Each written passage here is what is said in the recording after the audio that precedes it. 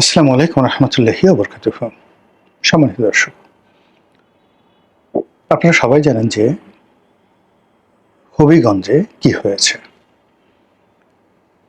সেখানে জুলাই পদযাত্রা উপলক্ষে এনসিপির যারা নেতৃবৃন্দ রয়েছেন তাদের মধ্যে দুইজন সার্জিস এবং নাসিরউদ্দিন পাটোয়ারি, ওনারা সেখানে জনসভা করেছেন এবং তাদের যে স্বাভাবিক কথাবার্তাগুলো রয়েছে সেই কথাবার্তাগুলোই তারা সেখানে বলেছেন, নতুন কিছু নয়। তারা যে কথাগুলো বলেন বিএনপির বিরুদ্ধে, তারেক রহমান সাহেবের বিরুদ্ধে, তাদের কতগুলো ক্ষোভ রয়েছে, কষ্ট রয়েছে, যন্ত্রণা রয়েছে। সেই যন্ত্রণাগুলো তারা বলেন এবং আমি ব্যক্তিগতভাবে মনে করি যে তারা আমাদের জন্য যা কিছু করেছেন 2024 সনের জুলাই আগস্টে, তার প্রেক্ষিতে তাদের জবান থেকে যদি এরকম কিছু বক্তব্য আসে, হয়তো আপনার কাছে শালীন মনে হবে না, আপনার কাছে মনে হচ্ছে যে এটার কাঙ্ক্ষিত মান নেই, কিন্তু বুঝতে হবে যে এই কথাগুলো কেন তারা বলছেন। মূল ব্যাপারটা হলো যে আমাদের দেশে গত 17 বছর ধরে আওয়ামী লীগের যে শাসন আমল, সেই শাসন আমলের বিরুদ্ধে কার্যত আমরা কোনো শক্তিমত্তা প্রদর্শন করতে পারিনি রাজনৈতিক দলগুলো। ভারতে এই মুহূর্তে যেমন পুরো মোদী সরকারকে উল্টে দিয়েছে ককরোচ বাহিনী। সেখানে কংগ্রেস, তৃণমূল কংগ্রেস, অন্যান্য রাজনৈতিক দল, আম আদমি পার্টি, এখন আসলে ভারতে একমাত্র সর্বভারতীয় যে রাজনৈতিক দল সেটি কেবলমাত্র ধরুন বিজেপি। অন্যান্য যে সকল দল মানে সবই আঞ্চলিক, এমনকি এখন যে কংগ্রেসের মতো দলও কিন্তু এখানে আঞ্চলিক দলে পরিণত হয়ে গেছে।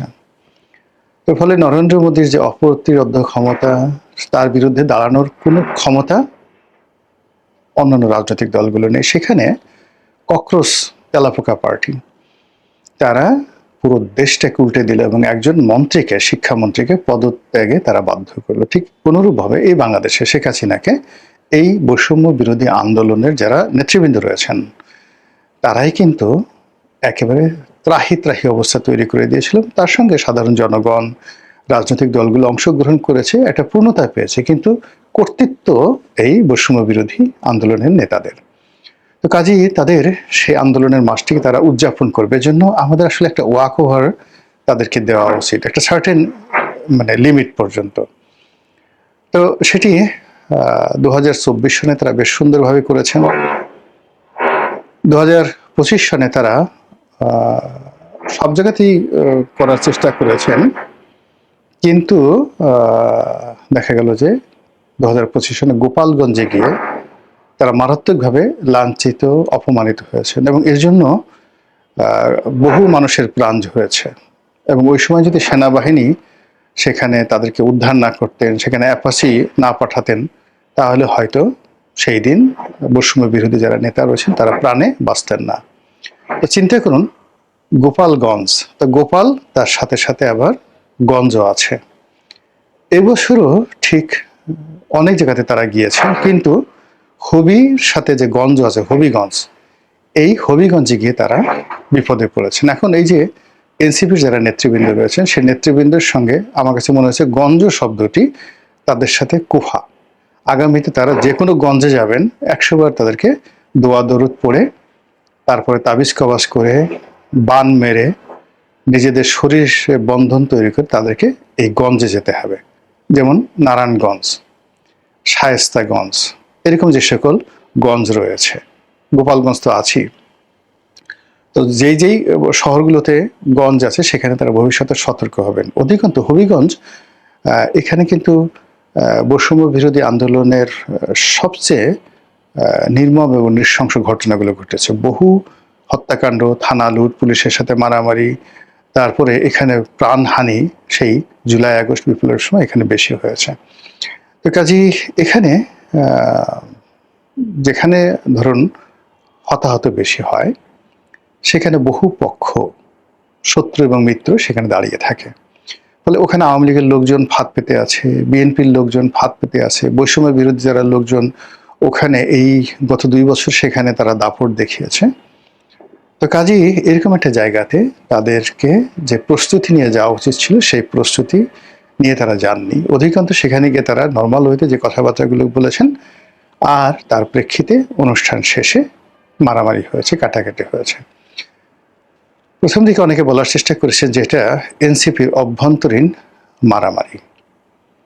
কেউ হয়তো এটাকে অনেকে নাটক বলার চেষ্টা করেছেন, এর কারণ ছাত্রদল লেখা যে জার্সি, এই জার্সি পরে অনেকে এখানে মারামারি করেছে।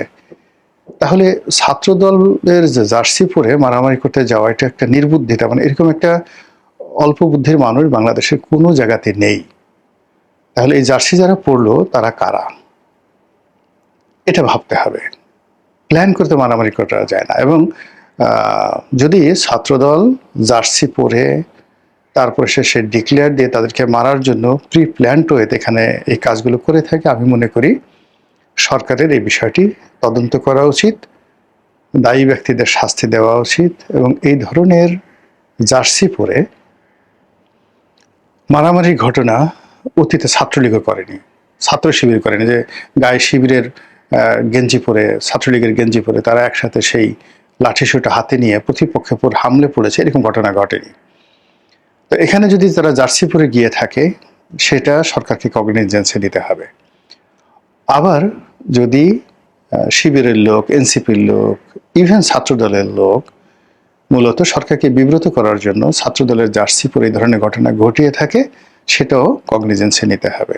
It's a huge crisis, political crisis.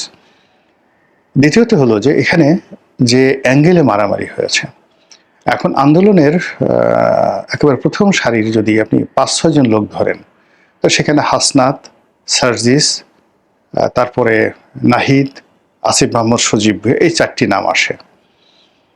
পরবর্তীতে আবার যে নামগুলো সামনে চলে আসছে, আন্দোলনের সময় আমরা তাদেরকে ওইভাবে নেতা হিসেবে সামনে দেখিনি, এখন দেখা পড়ে পিছনে ছিল, যেমন নাসিরউদ্দিন পাটোয়ারি, মাহফুজ, এই নামগুলো আমরা এখন দেখছি খুব আলোচিত হচ্ছে, বাট এগুলো আসলে সেই 2024 জুলাই আগস্টের পেছনের সারিতে ছিল। হোয়াট এভার মেবি, আমরা ধরুন 1 ডজন এরকম নেতাদেরকে আমরা জাতীয় নেতা হিসেবে, এই আন্দোলনের মাস্টার মাইন্ড হিসেবে ধরে নিলাম। এখন তারা তো আমাদের জন্য কিছু করেছে, তাদের জন্য একটা যাকে বলা হয় ন্যূনতম সম্মানবোধ আমাদের থাকা উচিত। আমাদের 52 ভাষা আন্দোলন, সেখানে যারা নায়ক ছিলেন, সালাম, রফিক, বরকত থেকে শুরু করে যারা আত্মাহুতি দিয়েছেন, তার বাইরে যারা এই ভাষা আন্দোলনকে নেতৃত্ব দিয়েছেন, তারা কিন্তু সারা জীবন এই ভাষা সৈনিক হিসেবে সম্মানিত হয়েছেন। এমনকি গোলাম আজম সাহেব, গাজীউল হক সাহেব, যারা সরাসরি স্বাধীনতার বিরোধিতা করেছেন। তো স্বাধীনতার বিরোধিতা করেছেন, বদরুদ্দিন উমর স্বাধীনতার বিরোধিতা করেছেন, কিন্তু ওই ভাষা আন্দোলনে তাদের ভূমিকার কারণে জাতি কিন্তু তাদেরকে শ্রদ্ধা জানিয়েছে।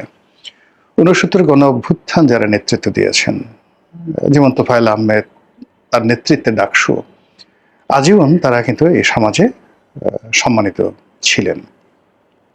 7 নভেম্বর যারা ঘটিয়েছেন, সেই হাসানুল হক ইনু থেকে শুরু করে অন্যান্য যারা, কর্নেল তাহের, এই জাতি কিন্তু তাদেরকে স্মরণ করে যে তারা না হলে বাংলাদেশ যে ধরনের একটা ব্যর্থ রাষ্ট্রের দিকে যাচ্ছিল।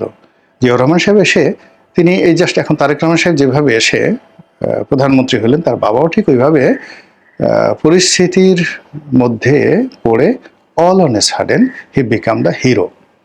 আসলাম, দেখলাম, জয় করলাম। কিন্তু এরকম একটা আন্দোলনকে, এরকম একটা বিপ্লবকে ঘটানোর জন্য যারা কাজ করেছেন, জাসদ দল হিসেবে আর মাস্টার মাইন্ড হিসেবে কর্নেল তাহের, এখন তাদের বিরুদ্ধে যত কথাই বলা হোক না কেন, এ জাতি যতদিন বাংলাদেশ থাকবে, এই বিপ্লবীদেরকে, জাসদের এই বিপ্লবীদেরকে সবাই কিন্তু তাদের বীরত্বের জন্য মাথায় করে রাখবে। কর্নেল তাহেরকে যেভাবে ফাঁসিতে লটকানো হয়েছে, এর পক্ষে হাজারো যুক্তি আপনি দিতে পারেন, একটা যুক্তিও জনগণ মেনে নিচ্ছে না।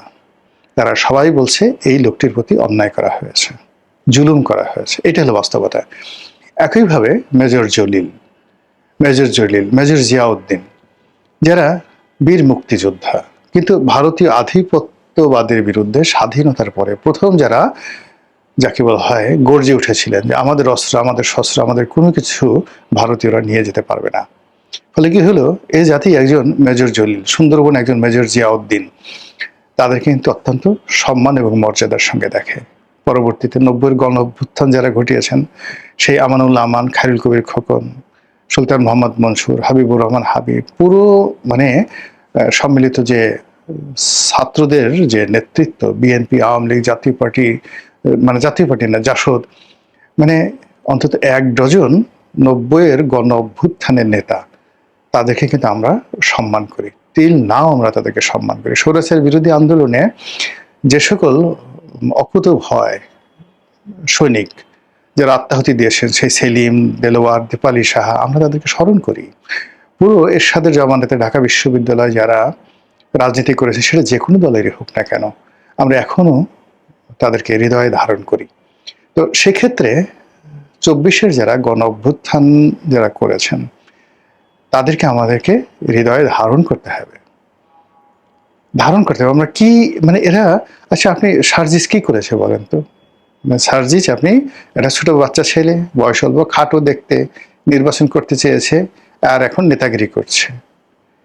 এখন এই ঢাকা শহরে সার্জিস কয়জনের ঘর থেকে মা বোনের ওড়না টেনে নিয়ে গেছে, কয়জনের ঘরে ঢুকে তার টাকা ছিনতাই করেছে, কোন অফিসে গিয়ে মানে সে চাঁদাবাজি করেছে বলেন। নাসিরুদ্দিন পাটোয়ারি বেয়াদব, গালাগালি করে, আজে বাজে কথাবার্তা বলে, কিন্তু কার কাছ থেকে চাঁদা চেয়ে এসে চলছে বলেন তো? একটা চাঁদাবাজি, একটা দুর্নীতি, একটা অনিয়মের কথা বলেন তো, আপনি বলতে পারবেন না তো, কখনোই বলতে পারবেন না এই ছেলেগুলোর সম্পর্কে। আমরা কেন অধৈর্য হচ্ছে? তারা আমাকে গালাগালি করছে, আপনি গালাগালি করেন, তাকে দেখে গালাগালি করেন, তারা তো নিষেধ করে নাই, তাদের সমালোচনা করেন, কিন্তু তাদেরকে বাঁশ দিয়ে কেন পিটাতে হবে, এবং এত দ্রুত তাদেরকে পিটাতে হবে কেন? এবং আমরা এই যে নির্মম ভাবে তাদেরকে মারা হলো, এবং আমি দেখলাম যে সোশ্যাল মিডিয়াতে আওয়ামী লীগের লোক তো ভীষণ খুশি, মেরে দিয়েঙ্গে, মার দেঙ্গে। এখন তো দিল্লিতে গিয়ে সবাই, আমি তো হিন্দি ভাষা বলতে পারি না, তারা হিন্দিতে, হ্যাঁ, শালেকে পিটে দাও, হ্যাঁ, মেরে দাও, তারপরে হিন্দিতে মানে তারা এই সমস্ত কথাবার্তা বলছে, একেবারে নলি নলি ছুটিয়ে দাও, আরো আগে দেওয়া উচিত ছিল। হ্যাঁ, এটা হলো আওয়ামী লীগের ভয়। এখন তারা করবে, তারা যেহেতু এদের দ্বারা ক্ষতিগ্রস্ত হয়েছে। বিএনপির এক শ্রেণীর লোক, যেহেতু এরা তারেক রহমান সাহেবকে, এই যে এই মুহূর্তে তারেক রহমান সাহেবকে নাসিরুদ্দিন পাটোয়ারি সরাসরি বলছে যে আপনি তো রাষ্ট্র ক্ষমতায় বসে প্রেম করা শুরু করেছেন স্ত্রীকে নিয়ে, আপনি এই যে বিভিন্ন জায়গাতে শোক আপ করে বেড়াচ্ছেন। এই কথা বলা কিন্তু এত সোজা না, এটা বিপ্লবীদের পক্ষে সম্ভব। আপনি মানে এটার এগেনস্টে যদি তারেক রহমান সাহেব নিজে বলতেন, তার লোকজন বলতেন যে না, এটার পক্ষে যুক্তি আছে, সেটা অনেক ডিসেন্ট হয়ে হতো। কিন্তু কথা না বলে এখন তার টেংরি ভাঙতে হবে, তাকে বাঁশ দিয়ে পিটাতে হবে। আই ডু নট সাপোর্ট ইট। আবার তিনি সালাউদ্দিন সাহেব সম্পর্কে অভিযোগ করছেন যে উনি তো এসালামের লোক, এসালাম ওনাকে চালাচ্ছে, উনি দেশ চালাচ্ছেন, পুরো দেশই তো এসালাম চালাচ্ছে, এসালামের রাষ্ট্রপতি, এসালামের শেখ হাসিনা, এসালামের শেখ রেহানা, এসালামই তো এখন সারা বাংলাদেশ চালাচ্ছে। আচ্ছা, আপনি এই কথার উত্তর দেন না। এই যে কথাগুলো সে বলছেন, এই কথাগুলোর উত্তর দেন। তারা যে সকল দুর্নীতির অভিযোগ চলছে, চাঁদাবাজির কথা বলছে, এগুলোর ব্যাপারে, এগুলোর তো প্রত্যেকটা কথারই উত্তর আছে, অনেক সুন্দর সুন্দর উত্তর আছে, কিন্তু তাদেরকে ব্যক্তিগতভাবে, মানে তারা তো সালাউদ্দিন সাহেব, তারেক রহমান সাহেব, অন্য যে কোনো ব্যক্তির সঙ্গে এদের কারোর তো ব্যক্তিগত দ্বন্দ্ব সংঘাত নেই। আর তারা এখন যে পর্যায়ে আছে, ভুলে গেল, মানে আগামী এই, মানে যদি অলৌকিক কোনো ঘটনা না ঘটে, জিন পরি এসে যদি তাদেরকে রাষ্ট্রপতি, প্রধানমন্ত্রী না বানিয়ে দেয়, তাহলে তাদের রাজনৈতিক ভবিষ্যৎ আগামীতে একটা এমপি হবে, এটাই দুরূহ বিষয়। তো সেক্ষেত্রে তাদের যে কন্ট্রিবিউশন, সেই কন্ট্রিবিউশন এগেনস্টে তারা যেভাবে আওয়াজ তুলছে, এই আওয়াজগুলো তো আসলে বিএনপির জন্য অনেক ভালো। মানে সরাসরি প্রধানমন্ত্রীকে, তার পরিবারকে, আমাদের দেশে তো প্রধানমন্ত্রী হলে তার বিরুদ্ধে কোনো কথা বলা যাবে না, তার পরিবার নিয়ে কোনো রাজনৈতিক সমালোচনা করা যাবে না। স্বরাষ্ট্রমন্ত্রী হলে তো ও মাই গড, স্বরাষ্ট্রমন্ত্রীকে নিয়ে কোনো কথাই বলা যাবে না, যার হাতে লাঠি আছে। সেনাবাহিনী প্রধানকে নিয়ে কোনো কথা বলা যাবে না, ক্যান্টনমেন্ট নিয়ে কোনো কথা বলা যাবে না। কিন্তু এই যুবকেরা কিন্তু সেই ট্রেডিশনটা ভেঙে দিয়েছে। আপনার দৃষ্টিতে সেগুলো অশালীন মনে হতে পারে, সীমা অতিক্রম হতে পারে আমাদের ট্রেডিশনের বাইরে, কিন্তু আপনি সারা জীবন ঘুমটা দিয়ে থেকেছেন, মানুষকে সম্মান করেছেন, কিন্তু আপনাকে একেবারে বলাৎকার করে, একেবারে পেছন দিক থেকে বলাৎকার করে আপনাকে প্রেগন্যান্ট করে ছেড়ে দিয়ে গেছে বিভিন্ন স্বৈরের শাসক। আর সেই প্রেগন্যান্সি থেকে এরাই কিন্তু বাঁচিয়েছে।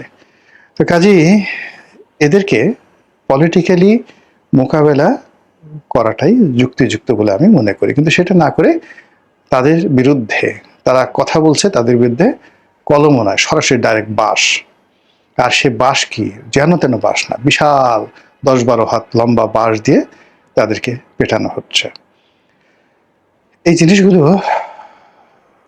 মানে ভালো ফলাফল আনবে না, কারোর জন্যই ভালো ফলাফল আনবে না। এখনো রক্তের দাগ শুকোয়নি, এখনো বাতাস থেকে বারুদের গন্ধ যায়নি, এখনো জুলাই আগস্টের যারা আহত তাদের ঘা শুকোয়নি। কাজে এত দ্রুত যদি আমরা সবকিছু ভুলে যাই এবং ঘুরে দাঁড়ানোর চেষ্টা করি, এবং মানে যার কারণে মানে সিন্নি খেলাম, সেই মোল্লাকে চিনলাম না, মোল্লার কারণে সিন্নি, এরকম পার্লামেন্টে মজার মজার কথাগুলো হচ্ছিল, সেই মোল্লাদেরকে আমরা এখন ভুলে যাচ্ছি। তো কাজেই আমি মনে করি যে এই জুলাইকে কেন্দ্র করে হবিগঞ্জে যে ঘটনাগুলো ঘটেছে, সেই বিষয়গুলোর একটা রাজনৈতিক সমাধান দরকার। যেমন এই বছর তারা গোপালগঞ্জে যায়নি, এটা একটা ভালো সিদ্ধান্ত, গোপালগঞ্জে যায়নি। কিন্তু এই যে তারা যে হবিগঞ্জে গেলেন এবং হবিগঞ্জে যে ঘটনাগুলো ঘটলো, এই ঘটনায় এনসিপি যারা নেতৃবৃন্দ, তাদের মুরব্বী আছে জামাত, তাদের বোঝা উচিত, বলা উচিত আসলে এই ঘটনাটা কেন ঘটলো, দ্বিতীয়বার যেন এই ঘটনা জামাত এনসিপির পক্ষ থেকে না ঘটে। আবার সরকারের পক্ষ থেকেও এখানে সহনশীলতা দেখানো এবং এই ঘটনার একটা নিরপেক্ষ তদন্ত করে যারা দায়ী ব্যক্তি তাদেরকে বিচার করার মধ্যে কিন্তু সরকারের অস্তিত্ব, সরকারের দীর্ঘস্থায়িত্ব এবং সরকারের ভবিষ্যৎ নির্ভর করবে। মহান আল্লাহ আমাদের সবাইকে হেদায়েত দান করুন এবং হেফাজত করুন। আসসালামু আলাইকুম ওয়া রাহমাতুল্লাহি ওয়া বারাকাতুহু।